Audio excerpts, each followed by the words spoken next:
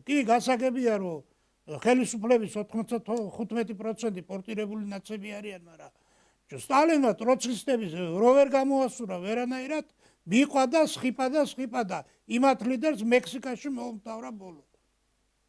ეს ამათი ლიდერი რო ზის და იქიდან დირექტივებს რო იძლევა და სასამართლო პროცესი რო პროპაგანდის არხად გადააქცია და გამოდის სიტყვებით გადაიყვანეთ თავის ადგილზე, სადაც ეკუთვნის კაცო ყოფნა.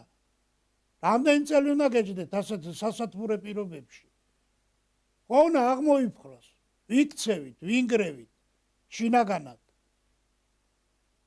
დამთავრდა დასავლეთის ლიბერალიზმი, დამთავრდა მსოფლიოში. ჩვენთან როდის შემოეგ არ ვიცით ახლა, როცა ოჯახური ტრადიციული ღირებულებების გრევა მიდიოდა, ძალიან სწრაფი ტემპით წავიდა ეს გრევა იმ ასე ვთქვათ დისკრიმინაციული კანონის მიღების შემდეგ. რატო წელავთ ამდენი ხანი? დაამთავრეთ ლიბერალიზმი. ის რაც იყო და რაც წაგვართვეს, აღვადგინოთ ის და ესენი გაუშვათ აქედან, მოვაცილოთ ხელისუფლებას.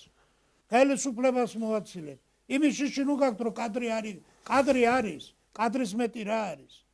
ესენი ყველა მომზადებულები არიან ქვეყნის საწინააღმდეგოდ, ერის გასახცნელად, დემოგრაფიული მონაცემების გასაუარესებლად, ქართველი ერის საარსებო გარემოს გასაუარესებლად.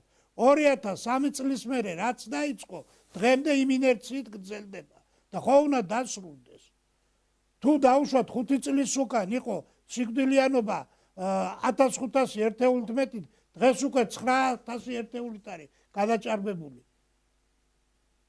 და 450,000 კაცია გაქცეული ქვეყნიდან 2020 წლის შემდეგ. ეს ხო ჰაერიდან მოტანილი ციფრები არ არის, ეს ხო ოფიციალური მონაცემებია. დავამთავროთ ლიბერალიზმი, თორე აქ ქვეყანა აღარ დაგვრჩება.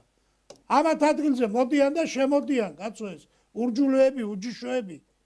ეხლა გინდა არ გინდა 10-დან 1 თუ არა, 50-დან 1 ის ურჯულო რომელიც არის, ხო ქართველ ქალზე ქორწინდება, ხო ოჯახს ქმნის. ხო ამათი შვილები მრავლდებიან, იმას ქართული რაღა აქვს. ერთი რამეა რა, უყურეთ, აქ ჩვენ ყველაზე დიდი